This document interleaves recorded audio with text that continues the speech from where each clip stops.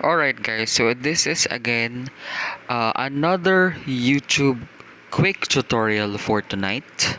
So here's how we can upload or create a Premiere directly to our YouTube application.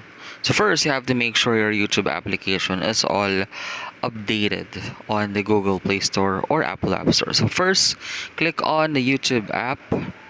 Next,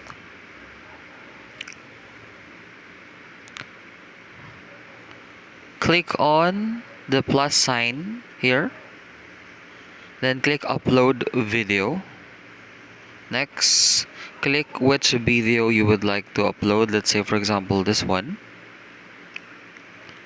Let's say title is veggies, and from here you see my cursor. Click on public and then click on set as instant premiere, and then click on schedule and then set as premiere.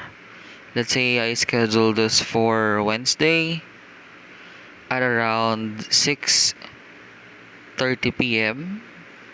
Then click OK. So there.